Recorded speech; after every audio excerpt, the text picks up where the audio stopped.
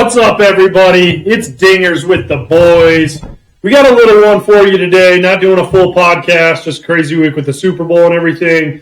But we wanted to kind of just see what we thought about the Super Bowl, some other couple other things and stuff as well. So see what you guys think. But I'm Tim. Again, we're Dingers with the boys, boys with the Z. I'm here with, you know who it is, Kyle. Yo, what's up, everybody? Man, that Super Bowl was awesome. It was probably one of the greatest games I've seen in a while. It's funny, though. Do you think the whole game was good or the ending? Because I don't think, especially in the first three quarters, I didn't think it was the greatest. I don't know. It probably wasn't the greatest. End, it was like, oh, man, what's going to happen? But isn't all great games considered great because of the endings? True. Very true. I think it could have, I think we thought it was going to be high scoring. And I think sometimes when you say it's such a great game, it's because it's so high scoring. But it was good. I think San Francisco honestly lost it in the third quarter when it seemed like they just went away from Christian McCaffrey. Yeah, I was talking about that with a few people this week. And you remember last episode, and we talked about the preview and all that, hey, the Chiefs are not great at stopping the run, haven't been all season, and that first quarter, they were running all over the Chiefs. Seemed like he was getting 6-7 yards a game. And that's like you said, the second half, it just kind of seemed like they went away with him. I don't know if that's because he fumbled or what, but Pacheco, he fumbled as well, and the Chiefs never really went away from him, so... Yeah, you see, I didn't see this actually. We were together last night. Yep. But we didn't talk about this at all. Did you see after Pacheco fumbled that, Travis Kelce got up in Andy Reid's face? Yeah, he pushed Did you see that during the game? Yep. I didn't see it. I didn't see it in the game. Okay. I had to look it up. Because I was I didn't see that, and everything was Travis Kelce, Andy Reid. I was like, what he was the getting heck a lot of hate for it. It's what the heck, man? And now both of them are brushing it off like it wasn't a big deal, but I was like, dude, Andy Reid's old. You don't want to break that guy's hip or something. Yeah, man. Did you see the clip of him I did, and it wasn't probably that bad. It wasn't a full push. Yeah. He kind of bumped into him. More, but still, that's not. Dude, Andy Reid, he could have fell or something. Yeah, I don't know. Because he didn't see it coming. He was definitely upset, and I don't really know why he was upset, but I think he said don't take me out of the game. Yeah. I think a lot of lip readers have said that that's what he said to Reid. Yeah. And which it makes sense, especially right after a fumble. So it's all right, but you're obviously pissed off, but it's... There's so many memes I saw about it, too. Tying in Taylor Swift and Taylor Swift's going to dump me if we don't win this game kind of thing. So, man, I think that we were saying the over-under of her getting shown was 13 or something. Yeah, I heard 13. I think it was way more than that. I think so. And it's funny because after the game, we didn't want the Chiefs to win. Yeah. But on the way home, we got to listen to Taylor Swift. Oh, yeah. And so the entire ride home, we listened to Taylor Swift, which was kind of funny. And it was more old school Taylor Swift. Yeah, that's what me and you were a big fan of. We haven't really listened to her newer stuff. But. Yeah. I mean, I've heard it because you can't not listen to it. It's everywhere. But, yeah, it's kind of funny. Back to Travis Kelce, it was funny because I told you right after his speech at the end, I was like, man, I kind of like this guy. Yeah. And it's weird because I do not like the Chiefs at all. I've talked about Travis Kelce that I do not like him at all. But then I was like, man, that's something that I would do. I would do that to embarrass my wife and stuff. Yeah. And so I think, he is a fun character. I liked Jason Kelce a lot more. Yeah. And I'm he sure almost looked pissed off when they showed him. He kind of did. He looked a little upset. I don't know. I don't know why, but I'm sure he's happy for his brother, but he wants that. I think he's going to come back. I'm sure he wasn't pissed too. I'm sure. Yeah, he's just happy. Might have just been listening. There was a lot of clips about him. Travis and Taylor went to a nightclub afterwards, and Jason Kelce was wearing a wrestling mask next to Marshmallow, nice. The DJ. Yeah, and it was just a very Jason-esque thing to do. Yeah, that's pretty funny. Yeah. So with this, are the Chiefs obviously they're a dynasty? Are they the favorites for next year? I think they got to be. Because you look at that team, and they're not really losing anybody, not really losing any coaches, coordinators. I mean, they do have a couple big free agents, anything like that, but somehow the Chiefs seem to really retain their free agents very well. Even especially if they could get money elsewhere. Because they know they have a chance at the Super Bowl every single year, especially with Mahomes. Yeah. And so, it could change a lot, but it's funny because, this year, we didn't, they're not doing as great. Were they just toying with the NFL? I don't know. I think there was definitely in the first half of the season, there was some kinks. They had to figure some stuff out, but I still think they need a better wide receiver, which this year's draft is some deep wide receivers. Sure. So I think they could even get better next year, which free agents sucks for Broncos, but I whatever. mean, you just can't count them out at all. No. I think the 49ers have to be one of the favorites, but it's man, they play so good, and then they just it wasn't like they were playing their game, especially in the second half. But it just seems like AFC wise, Chiefs are always going to be up there. Mm-hmm. Baltimore, Buffalo now maybe, but Broncos, it's like of course, it's like year. the Chiefs. Maybe we'll be on top of we'll be up there in a different category. Maybe in 20 years we'll get back. No. Hopefully it's sooner than that, But I think like you said, you can't count out Chiefs ever. Yeah. As long as Mahomes is there, as long as Kelsey's there, as long as I think Andy Reid is there. Yeah. Those three guys. Yeah, Andy Reid is a great coach. I think the Chiefs might play the Broncos the very first game. There's 6 opponents that they can play the very first game. However, they do have Baltimore at home next year. I could see that as a rematch. And I think they would pick that over the Broncos, especially how the Broncos are playing. They want a huge matchup. So I think they're going to pick that Baltimore matchup. But I don't know. Who knows? That'd be kind of cool to see the Broncos play them and beat them the first game. But I don't know if it'll happen.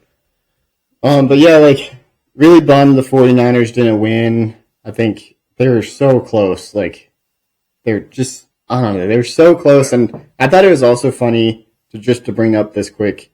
So the overtime rules, came out that a lot of the players didn't understand them. Dude, I still didn't even know them today after we heard them. Yeah. I was like, no, if 49ers would have scored, they would have won. They're like, no, they would have got the ball. I'm like, hang on, I thought they said they won. Whatever. It was just interesting because how going into the biggest game of the year, do you not know everything about what could happen? Yeah. Overtime is a thing. But it is a possibility. Anyways. Yeah. That's the thing. It's funny because, the 49ers are coming out the players didn't know. But who cares? You should have stopped them. Yeah. Well, also, that missed extra point, that was a huge thing because then at the end, you needed a touchdown instead of a field goal to tie it and bring it in. Could have won in the regular But, they could have won in the regular time or whatever. But, I don't know.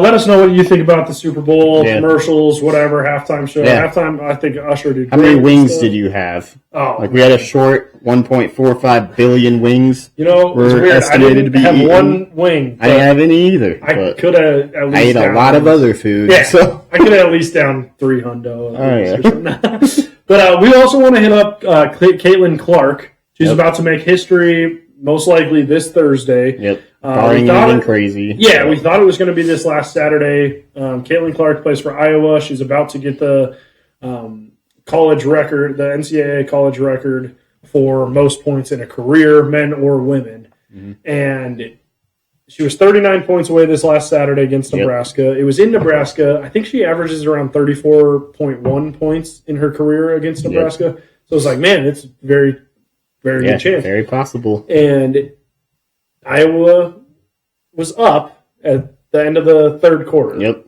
Caitlin Clark had 31 points. Yeah, so you're thinking there's... And it wasn't like they were up that much. I think they were up 10. Yeah, so Caitlin Clark's probably going to play. It might sit a couple minutes, but she's going to play. She ends with 31 points. Yep. Iowa loses by 3. Yeah. She had a couple looks, but she only shot... I think 4 times. 4 or 5 times, and one of them was the final seconds. That's what 2 of those were in the last 10 seconds, and so it's I know you were saying that it almost looked like the coach was going away from Caitlin Clark for some reason. I don't know. So this was the first Hawkeyes game I've watched. I'll admit that. So I don't really know for sure. Mm-hmm. But yeah, it just seemed like they were using Caitlin as a decoy. She'd set a screen and then go to the other side of the court, and then the play would be happening over here, and yeah, she's not even being used. Yeah. And then the few shots that she was taking, they all seemed forced. Like they all seemed like she was trying to get a step back and go up for a three, and they weren't great shots. Yeah. So I was just like very confused when I was watching, because it was like, you have the best player in the country right now, probably, and it's like you're not trying to call plays for her. Like, and I think just the only thing I could think of was, it seems like they do not want her to break the record today. But it's funny because I don't know. Let me hit that first, because I told you before the game, I was like, Iowa wants her to break it in Iowa, so I could see her getting 38 points. Yeah. And, she doesn't get it. And so, but the fact that they lost, that's where it surprises me. Yep. I have watched a few Iowa games, not a crazy amount, but I've watched a few. And it does tend sometimes that they almost use her as a decoy, because everybody knows that she's going to be shooting and everything. However, it almost, it was different. She was getting like a decoy, but then she was just standing there almost. Yeah. And it could be because, Nebraska obviously is paying so much attention to Caitlin Clark. Yeah. They're hoping to get other people involved. And I think that's where, last year's national championship against LSU came in. Mm-hmm. They just pretty much shut down Caitlin Clark. And, she still had a great game. Yeah. But it's all right, she's not going to score 80 points. Yeah. So it's if you can keep her to 30, 40, and the rest of the team to nothing, all right, you're going to win. And so I think almost, especially as of late, I feel like Iowa is trying to get other people involved and trying to set different sets and stuff. I think they just did it a little too much. Yeah. And I do think that they want her to beat it in Iowa. But she is 8 points away. They play Michigan this Thursday. Yep. You were saying that it kind of lost its flair a little bit because it's only 8 points. Yeah, she's probably going to hit that in the first 5 minutes possibly. And, I mean, still, it's an amazing accomplishment. But I just think it feels so much more when you break it. 50 or 60 or when you score 40 in a game, and that happened to be breaking the record. It just, say if she scores 50 points in this game on Thursday, does it add to it because she still had 50, or because she only had 8 points, needed 8 points? I don't know. I still think it just doesn't feel as cool. It brings me back to LeBron James. Yeah, him breaking the record, and I think it'll be similar to that. Yeah. But I think everybody will have their phones out, which is honestly unfortunate. Yeah. Because you want to be involved and you want it, but how many times do you really go back and look at those? And so I know I've been trying to do that at sporting events. Maybe I'll take a video or a picture here and there, but I really try to put my phone away. Yeah. Just because I want to be in it, and even pictures. How many times do you really go back and look at pictures and everything? But I think everybody will have their phone out. I think they'll stop the game. I think it'll be a big celebration. I'd like to see Kelsey Plum there.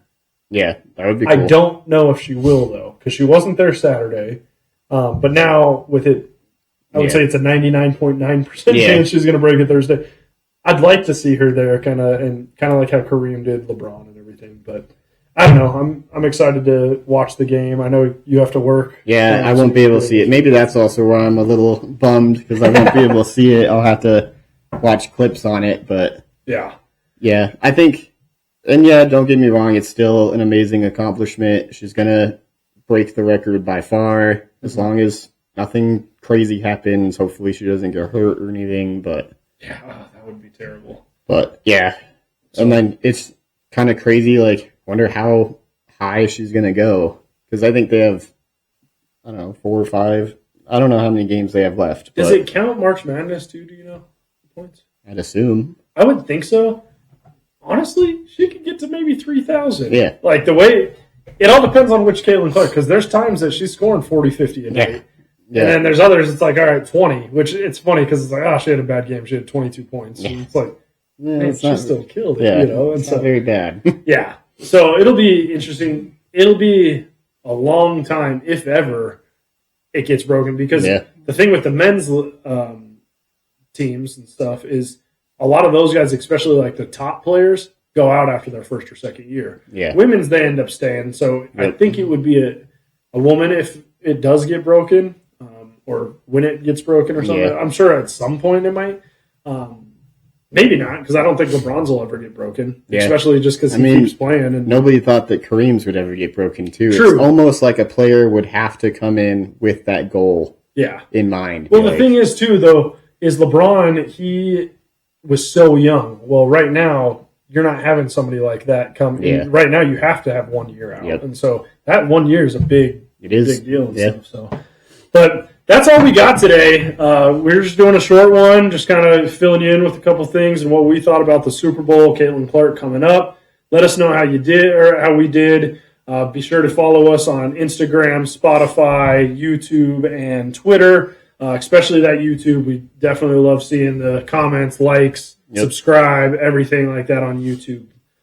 We appreciate everything, and we hope you guys have a great week. Yeah, thanks, guys, for everything, for listening. Hopefully everybody had a great weekend. Mm-hmm. Hopefully you have a fantastic Valentine's Day. But, yeah, that's all we got. All right, we will see you later, alligators. All right.